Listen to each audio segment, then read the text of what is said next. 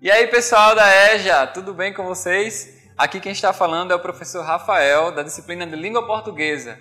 E nós vamos começar essa primeira aula de Língua Portuguesa falando sobre o gênero conto. Sejam então bem-vindos. Provavelmente a sua mãe, o seu pai, talvez o seu avô já tenha te contado alguma história. Provavelmente essa história que ele te contou era um conto. Os contos são um tipo de texto narrativo, que tem justamente essa característica de contar uma história, e é um texto breve, em que um narrador, que é justamente a pessoa que está contando, que está falando a história, conta essa narração que é desenvolvida em torno de um enredo. O enredo é justamente a sucessão de acontecimentos, algo que leva a outra coisa e assim por diante. Nós costumamos até falar que os contos, a narrativa, de um conto, o enredo de um conto, ele se organiza como se fosse um efeito dominó. Quando você empilha várias peças de dominó e empurra a primeira e ela sai derrubando as peças seguintes. Do mesmo jeito acontece num conto.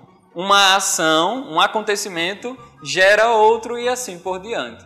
Porém, por ser uma narrativa curta, os contos eles se encerram o seu enredo de forma breve. Alguns elementos importantes que não podem faltar em um conto são personagens. Os personagens são aqueles que praticam as ações, de quem a história está falando.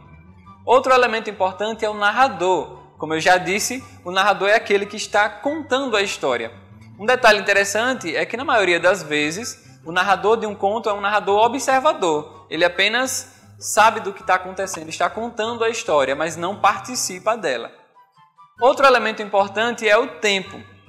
O tempo pode se referir à duração dos acontecimentos de um conto, que normalmente é uma duração breve, coisas às vezes de um dia, uma semana, acontece toda a história.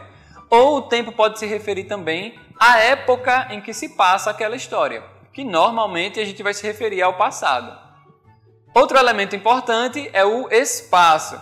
O espaço diz respeito aos locais onde a história se passa, ou ao local, porque como o conto é uma narrativa breve, é muito comum ele acontecer em um espaço só, ou 2, 3 espaços no máximo.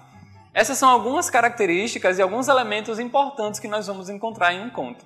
Mais informações a respeito de conto você tem no seu caderno e você pode também consultar com o seu professor de língua portuguesa.